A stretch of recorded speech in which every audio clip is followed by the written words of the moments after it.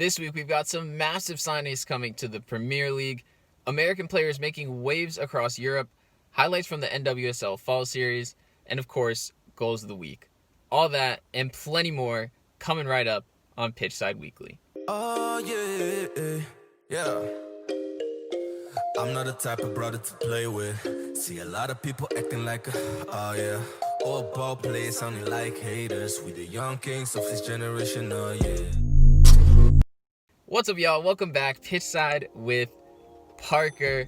Thanks for joining me on this fine Monday. I hope your weekend went well. And big shout out to everybody who's new around here. I know that there's been a lot of people coming to the channel recently, and I just want to say welcome. Got plenty of good stuff for you. The grind is not going to stop anytime soon. And look, this is your place for consistent, top quality soccer content. So keep up the support and spread the word. And as I said before, new target every video is 10 likes. So go ahead and make that happen right now. I need 10 of y'all to like the video right this very second. Also, be sure to follow me on Twitter if you don't already, at Parker K. Johnson. Great way to get involved with the videos and everything. Link to that is in the description. But without further ado, let's get into it. So my big story this week is signings from the Premier League. There were several big signings made over the weekend, especially Liverpool and Tottenham really splashing the cash. Liverpool signing Thiago from Bayern Munich and also Diogo Jota from Wolves, and then Tottenham re-signing Gareth Bale on a loan deal from Real Madrid, and also Sergio Reguilon, a left back from Sevilla who also is under contract from Real Madrid. And these are some pretty big signings, but we've even already seen them have an impact. If you watched the Liverpool-Chelsea game yesterday, Thiago made his debut in the second half, and although it came against a 10-man Chelsea team after Christensen's very strange rugby tackle on Sadio Mane in the first half got him sent off, it was an impressive debut for Thiago. He set a new Premier League record for most passes completed for a player that only played 45 minutes in a game. I think it was 75 passes he completed in the second half. He was pulling the strings for Liverpool, and you can already see how well he fits in to Jurgen Klopp's team. It's clear that the fundamentals of pressing that he learned and practiced so regularly at Bayern is really helping him immediately shift into this Liverpool team and be able to press with the rest of that midfield. And we all know the quality that Thiago has on the ball. He showed that in the game as well, replacing Jordan Henderson and just kind of sitting deep and pulling all the strings for Liverpool. This is a perfect fit for Liverpool, and at 20 million euros, it is a bargain for the Reds as well. I mean, that is a great piece of business.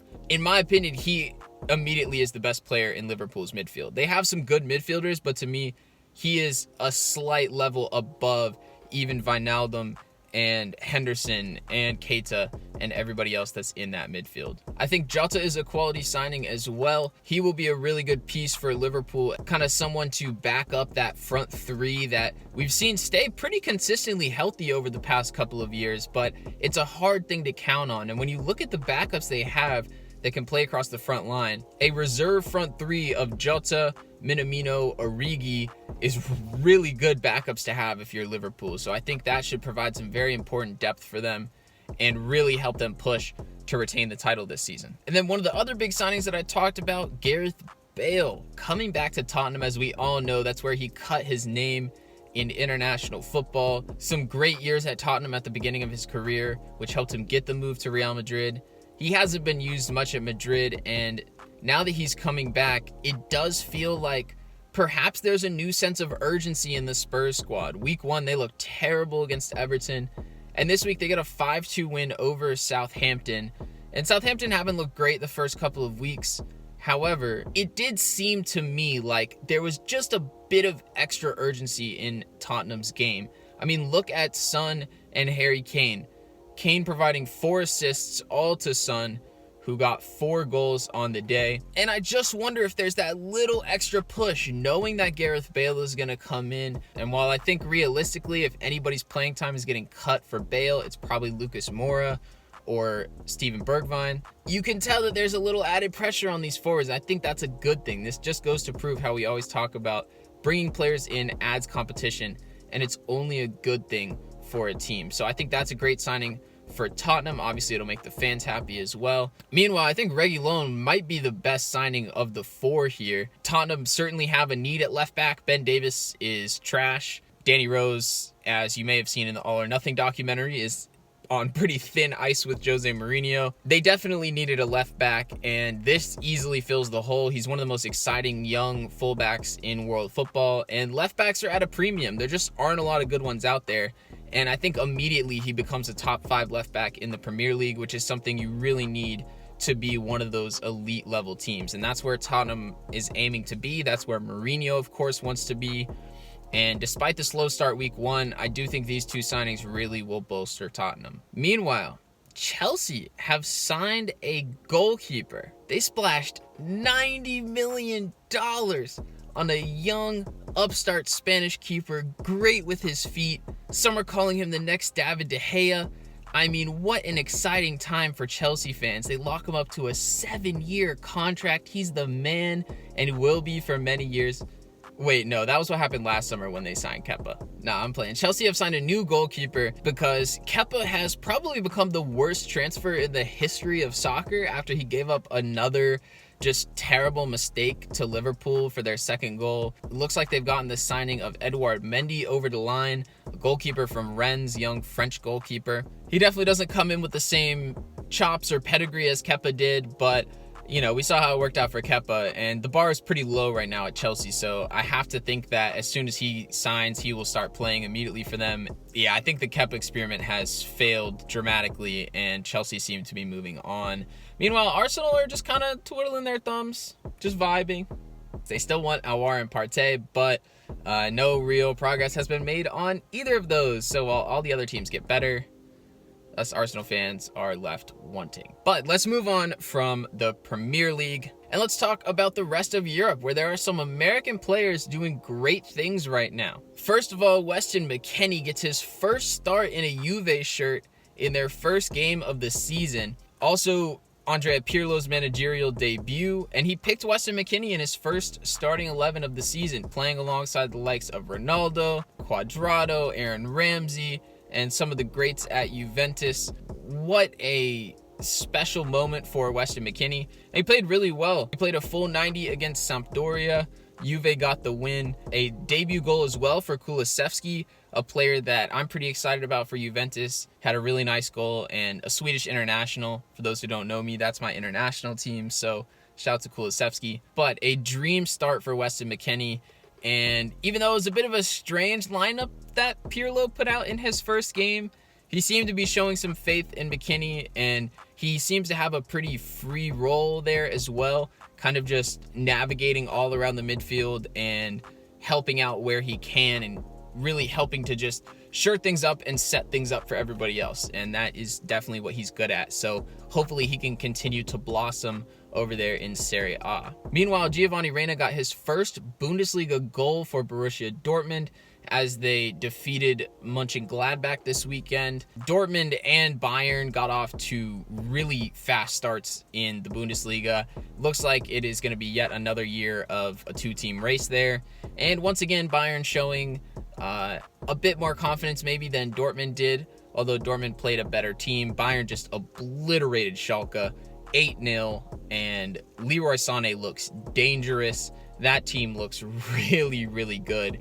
And they're going to be hard to compete with this season, even for the likes of Borussia Dortmund, where they have guys like Reyna and Haaland and Jude Bellingham as well, who made his Dortmund Bundesliga debut and got the assist for Gio Reyna. They're definitely going to be an exciting team to watch all season, so I highly recommend watching some Dortmund games, and you can catch some young American talent in those as well. And of course, he is not the only American in the Bundesliga. Tyler Adams also had a pretty good game for RB Leipzig. He was listed as a center back in this game and was playing super, super deep, which I know is to the chagrin of some American soccer fans who want to see him more as a center midfielder. RB Leipzig does seem to prefer him as a defender, either at right back or apparently now at kind of a deep center back or quarterback role, if you will. But either way, he's performing well and he's doing what the team asks of him, and he's another player that has definitely been improving in his time in Europe. There was also some good action in the NWSL this weekend with the fall series going on. Pride versus Courage more than just a matchup of admirable adjectives, it was a wonderful soccer game as well. It did finish 0-0, but this was the game I watched the most of this weekend, and I have to say, one of the more entertaining 0-0 games that I've watched in recent memory. I would say everybody expected North Carolina Courage to win that. Orlando Pride haven't played a game in a really long time after they had to withdraw from the NWSL Challenge Cup, so it was good to see them get back on the field. Sydney Leroux back in action for them. She had some of the best chances of the game for Pride. They definitely played a very defensive style, as you would expect, against North Carolina Courage. And Ashlyn Harris doing a great job in goal, leading that team to a shutout. And for those of you who watched the game, you'll definitely remember Ashlyn Harris's performance, because you could hear her screaming the entire time throughout the TV broadcast. And I have to say, as someone who used to play goalkeeper, people who used to play with me, you'll definitely know what I'm talking about. But I used to scream the whole game too. So I have to say, I love it from Ashlyn Harris. I tweeted that out as well. But that is my type of goalkeeper. I love goalkeepers that are just like yelling the whole match and really commanding and leading the team. And so I was a fan of that from Orlando Pride, and quite a good performance from them. Also, shout out to Northwestern grad Marissa Vigiano. She is a boss of a center midfielder, and she had a really good game for them as well. Somewhat of an overlooked player when it comes to Orlando Pride, but she had a great game, and I gotta give a shout out to my Wildcats, of course. Elsewhere in the fall series, Chicago Red Stars went down early to Sky Blue, but ended up blowing them out in Chicago at SeatGeek Stadium. And then the last game yesterday was Portland Thorns versus Utah Royals. A 3-0 win for Portland, but the headlines were stolen by Utah Royals. As we know, there's been a lot of controversy with their owner, Delroy Hansen, over the past few weeks after his racist and sexist comments have kind of come to light from that organization.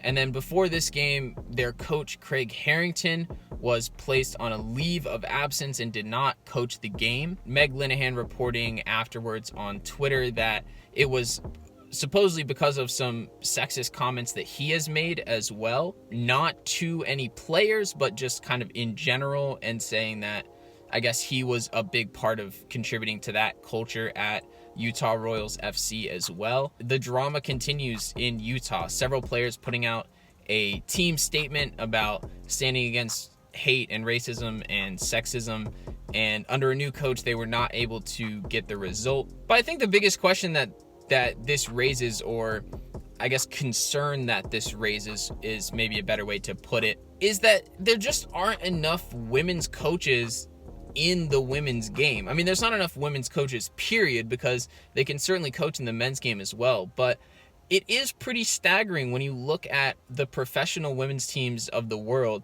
and how many of them are coached by men. That is not to say that every male coach is going to, say or do bad things to their players, but just from a culture standpoint, which is the main downfall right now of the Utah Royals, having men in every position of power, especially on a women's sports team, is just really completely illogical and a little bit backwards. So I think it did just kind of raise that to people, and it's something that people have been saying for a long time, but the most recent and most stark example of that coming with Utah Royals. And as we speak of Portland and Utah, we can get into goals of the week, because there was a wonderful goal scored in this game by Simone Charlie. She absolutely turned the defender inside out like she was searching for change in her pocket, and then coolly slotted it past the goalkeeper. Just a brilliant weaving goal from Charlie. That was one of my favorites of the weekend. And then also shout out to Mateus Pereira of West Bromwich Albion for his deep free kick against Everton. Jordan Pickford left flapping as he tends to do. That was a goal that lit up Saturday morning in the Premier League. What a free kick from Pereira. So those are my two goals of the week. Thanks everybody for sticking around towards the end of this video. Pitchside Weekly will be back every single week on this channel, so smash a like button if you're enjoying this. Leave a comment below. What were some things that caught your eye? Do you have comments on anything I talked about in this video? And we'll be back at it with more content soon. But until then, I'll catch you in the next one. Peace.